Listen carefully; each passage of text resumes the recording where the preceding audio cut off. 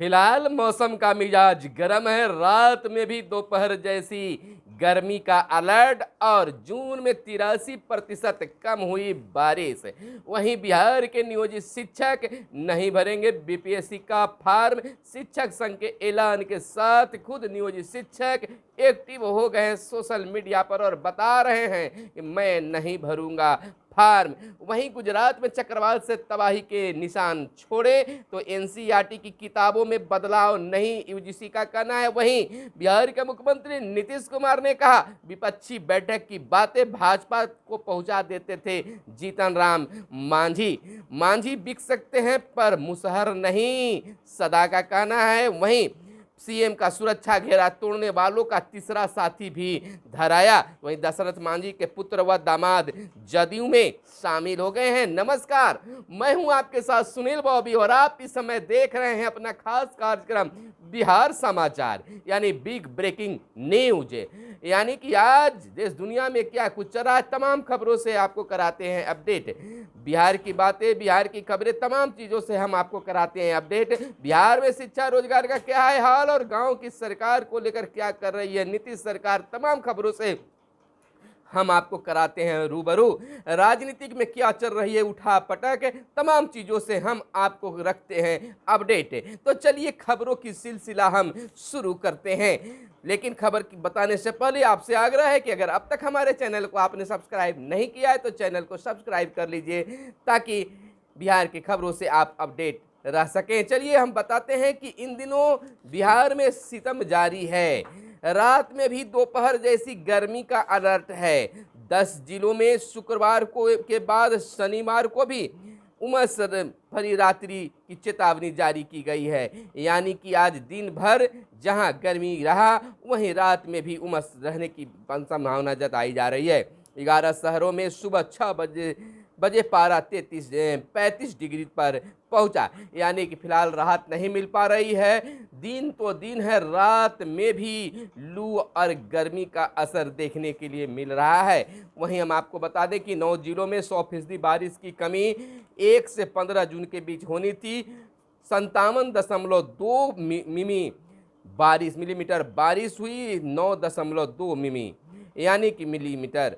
और चिंता का विषय है कि जून में 83% कम बारिश हुई है। बिहार में प्रो मानसून सीजन के बाद अब मानसून सीजनों में भी बादलों की दगाबाजी जारी है। 1 जून से 15 जून तक जारी बारिश के आंकड़ों के अनुसार राज्य भर में मानक से 83% कम बारिश हुई है। यानी कि फिलहाल अलर्ट जारी है। इधर हम आपको बताते चले, बड़ा बयान आया है बिहार के मुख्यमंत्री नीतीश कुमार का। उन्होंने कहा है कि जीतन राम मांझी विपक्षी एकता की बैठकों की बातें भाजपा तक पहुंचाने का काम करते थे। रतेंद्र सदा ने ली शपथ, SC/ST कल्याण विभाग मिला। मुख्यमंत्री नीतीश कुमार ने भी कहा कि जीतन राम मांझी हम लोगों के साथ रहते तो भाजपा की सूचना पहुंचाते रहते। वो भाजपा के लोगों से मिल रहे थे और हमारे यहाँ भी आकर मिल रहे थे। वह सब बात कहते थे जिनकी जानकारी मुझे थी। विपक्षी दलों की 23 की होने वाली बैठक में मांझी शामिल होने तो सारी बातें होते तो सारी बातें भाजपा तक पहुंचा देते। मुख्यमंत्री राजभवन में शुक्रवार को रत्न सदा के मंत्री के रूप में शपथ ग्रहण के बाद पत्रकारों से बातचीत करते हुए यह बातें कही। उन्होंने कहा कि हम लोग जानते थे कि मांझी भाजपा से मिल रहे हैं, इसलिए हमने उनसे कहा था कि अपनी पार्टी का जदयू में विलय कीजिए या फिर अलग हो जाइए। देश की विपक्षी पार्टियों की पटना में बैठक होने वाली है तो चाहते थे कि उस बैठक में भी वो भी रहें। एक बार हमसे जब वो मिलने आए तो हमने उनसे कहा कि आपको हमने जितना सम्मान दिया है उतना कोई और नहीं दे सकता है। आप या तो अपनी पार्टी को जदयू में विलय कीजिए या फिर अलग होना है तो अलग हो जाइए। उन्होंने पार्टी के मर्ज होने को नहीं स्वीकार किया और अलग हो गए। हम तो अपने कोटा से उनको मंत्री बनाए थे। इससे पहले जदयू विधायक रत्नेश सदा ने शुक्रवार को मंत्री पद की शपथ ली। यानी कि बात बिल्कुल क्लियर हो गया कि बिहार के मुख्यमंत्री नीतीश कुमार ने जीतनराम मांझी से कहा था कि जदयू में अपने पार्टी को विलय कर दीजिए या फिर आप अलग हो जाइए। इस स्थिति में जीतनराम मांझी ने फैसला लिया और जदयू से अलग हो गए, पार्टी को विलय नहीं किए। अब उनके जगह पर उनके बेटे संतोष कुमार की जगह पर रत्नेश सदा ने शपथ ली है। इधर मांझी 19 को दिल्ली में भाजपा नेताओं से मिलेंगे। आपको बता दें कि हम सुप्रीमो जीतनराम मांझी 19 जून को दिल्ली जाएंगे, वहां भाजपा नेताओं से मिलेंगे। गृह मंत्री अमित शाह से मुलाकात के बाद एनडीए में शामिल होने का औपचारिक ऐलान करेंगे। समय से पहले चुनाव की संभावना हमेशा रहती है। इसको लेकर नीतीश कुमार ने कहा था, बिहार के मुख्यमंत्री ने कहा था कि समय से पहले लोकसभा चुनाव होने की संभावना है, जिस पर उप मुख्यमंत्री तेजस्वी यादव ने भी अपना बयान दिया था। लोकसभा चुनाव समय से पहले कराए जाने के पत्रकारों के सवाल पर मुख्यमंत्री ने कहा कि केंद्र सरकार को यह अधिकार है कि वह चाहे तो चुनाव पहले करा सकता है।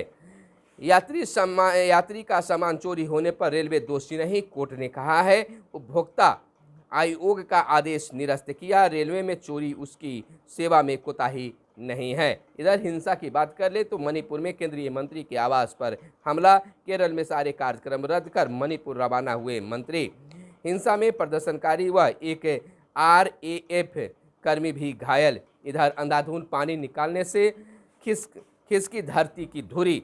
कुछ अलग बात है। अध्ययन में खुलासा, लगभग 80 सेंटीमीटर तक पूर्व की ओर झुकाव आया, समुद्र के स्तर तेजी से बढ़ा है।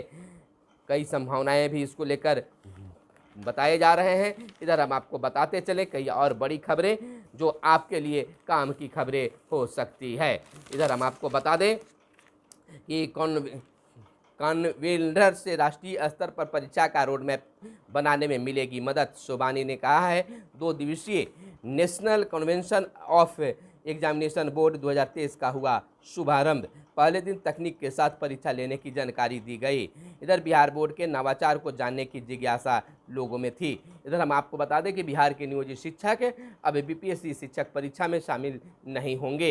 इसको लेकर जहां विभिन्न शिक्षक संगठनों ने ऐलान किया है, वहीं अब शिक्षक भी सोशल मीडिया के जरिए लोगों को आगाह कर रहे हैं कि मैं भी परीक्षा का फॉर्म नहीं भरूंगा। यानी कि शिक्षक संघों के ऐलान के बाद, चाहे वह प्राथमिक शिक्षक संघ हो या फिर माध्यमिक शिक्षक संघ हो, परिवर्तनकारी प्राथमिक शिक्षक संघ हो या अन्य संगठन हो, सभी संगठन के लोग जो हैं वह फॉर्म भरने से इनकार करने की बात कर रहे हैं। वहीं अब शिक्षक भी खुलकर सामने आ रहे हैं और परीक्षा का फॉर्म नहीं भरने की बातें कर रहे हैं। लेकिन मजे की बात यह है कि इधर शिक्षा विभाग के द्वारा लगातार परीक्षा को लेकर और BPSC के द्वारा लगातार सूचना निकाली जा रही है और परीक्षा फॉर्म भरने की जो कार्य है उसको किया जा रहा है। परीक्षा फॉर्म भरने की शुरुआत भी कर दी गई है।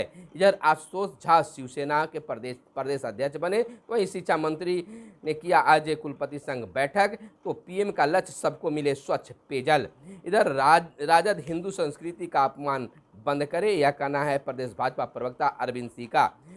और रालोजद के संगठन प्रभारी मनोनीत किए गए हैं। तो इधर मांझी बिक सकते हैं पर मुसहर नहीं, कहे मांझी बिक सकते हैं पर मुसहर नहीं, सदा का कहना है। यानी राज्य सरकार ने नवनियुक्त मंत्री रत्नेश सदा ने शुक्रवार को पूर्व मुख्यमंत्री जीतनराम मांझी को निशाने पर लिया। साथ ही दलित महादलित समाज के उत्थान करने के लिए मुख्यमंत्री के प्रति आभार जताया। उन्होंने कहा कि मांझी परिवार मुंह में बिक सकते हैं, लेकिन मुसहर भुइयां समाज नहीं। यह समाज मुख्यमंत्री के साथ खड़ा है और रहेगा। इधर CM के सुरक्षा घेरा तोड़ने वाले का तीसरा साथी भी धराया। सभी पहलुओं की जांच हो रही है और 10 वर्षों में 100 नक्सलियों ने किया आत्मसमर्पण। इधर दशरथ मांझी के पुत्र व दामाद जदयू में शामिल हो गए हैं। देश में असली लड़ाई इतिहास बनाने की है, वशिष्ठ नारायण ने कहा है। वशिष्ठ नारायण सिंह का यह बयान है। इधर माउंटेन मैन दशरथ मांझी के पुत्र भागीरथ मांझी तथा दामाद मिथुन मांझी ने शुक्रवार को जदयू मुख्यालय में कर्पूरी सभागार में आयोजित मिलन समारोह में जदयू की सदस्यता ली। जदयू सांसद वशिष्ठ नारायण सिंह, प्रदेश अध्यक्ष उमेश कुशवाहा, वरिष्ठ मंत्री विजय कुमार चौधरी, संजय झा, अशोक चौधरी, सुमित सिंह तथा नवनियुक्त मंत्री रत्नेश सदा के समस्त दोनों ने पार्टी की सदस्यता ग्रहण की। इधर निधन का खंडन करती हूँ, शारदा सिंह अभी जिंदा है। अफवाह फैलाई गई। 3 साल से तीसरी बार निधन की अफवाह में पद्म भूषण शारदा सिन्हा व्यथित ट्वीट कर कहा, इससे आहत हूँ। लगातार इनके बारे में कहा जा रहा है कि निधन हो गया, तीसरी बार है जिससे वह आहत है और खुलकर सामने आकर कहा कि मैं अभी जिंदा हूँ। हम की बैठक 19 को होंगे, अहम निर्णय इसमें लिया जाएगा। 11 शहरों में सुबह 6:30 बजे ही पारा 35 के पार बताया गया। इधर हम आपको बताते चलें, बिहार बोर्ड की तकनीक से जल्द रिजल्ट देगा सीबीएसई बोर्ड भी। 2 दिवसीय कन्वेंशन में पटना पहुंची सीबीएसई अध्यक्ष का ऐलान हुआ है। 10वीं बोर्ड अभी नहीं होगा खत्म, बदलेगा तरीका। अभी व्यवसायिक कोर्स से दूर है बिहार के बच्चे, तो 11वीं 12वीं में प्रोग्रेस रिपोर्ट कार्ड हो रहा है तैयार। इधर सियासत, नेहरू स्मारक के नाम पर भाजपा कांग्रेस अब आमने सामने दिख रहा है। आयात निर्यात की लागत और घटाने की तैयारी में है केंद्र सरकार। जम्मू कश्मीर में 5 पाक घुसपैठियों को मार गिराया गया। इधर प्रीति चंदा को जमानत देने वाले हाईकोर्ट के आदेश पर रोक। विधि आयोग ने यौन संबंध के लिए सहमति उम्र पर ब्यौरा का तलब किया गया। इधर हम आपको बताते चले कुछ देश विदेश की खबरें जो आपके लिए काम की खबरें भी हो सकती है। मित्र देशों की सुरक्षा जरूरतों को पूरा कर रहे हैं, राजनाथ सिंह ने कहा है संबोधन में। अपने देश ने अहम प्रगति की है, पीएम मोदी ने कहा है। राजनीतिक हिंसा खत्म होनी चाहिए। पश्चिम बंगाल में राज्यपाल शिबी आनंद बोस ने शुक्रवार को कहा कि राज्य में हर हाल में राजनीतिक हिंसा खत्म होनी चाहिए। इधर पंचायत चुनाव की प्रक्रिया शांतिपूर्ण, ममता बनर्जी का कहना है। यह पश्चिम बंगाल से निकलकर खबर आई है। पश्चिम बंगाल में मुख्यमंत्री ममता बनर्जी ने बीते दिन कहा कि राज्य में पंचायत चुनाव के लिए नामांकन प्रक्रिया शांतिपूर्ण है। उन्होंने आरोप लगाया है कि विपक्षी दल नामांकन के दौरान हुई 1 या 2 घटनाओं को आधार बनाकर इसे मुद्दा बनाने का प्रयास कर रहे हैं। इधर सुधारकन को गिरफ्तारी से अंतिम राहत और ज्ञानी रघुवीर सिंह अकाल तख्त से नए जत्थेदार बने। इधर फिल्मकार रामा सिम्हन का भाजपा से इस्तीफा, तो पूर्व विशेष न्यायाधीश का भतीजा हुआ गिरफ्तार। इधर गुजरात में चक्रवात से तबाही के निशान छोड़े, 1000 घरों में बिजली नहीं, 5000 से अधिक खंभे क्षतिग्रस्त। कच्छ में भारी बारिश और तेज हवाओं से जनजीवन हुआ है प्रभावित। एनडीआरएफ के डीजी बोले तूफान से किसी की जान नहीं गई है। तट पर पहुंचने के दौरान हवा की गति 125 किलोमीटर प्रति घंटे थी। मुख्यमंत्री भूपेंद्र पटेल ने राहत और बचाव कार्यों का जायजा भी लिया। इधर एनसीईआरटी की किताबों में बदलाव सही, यूजीसी का कहना है। इधर स्वास्थ्य अधिकारी को रिश्वत लेते रंगे हाथ पकड़ा गया। कलंक के खिलाफ अभियान भारत में जारी है। उज्जैन से खबर आई है।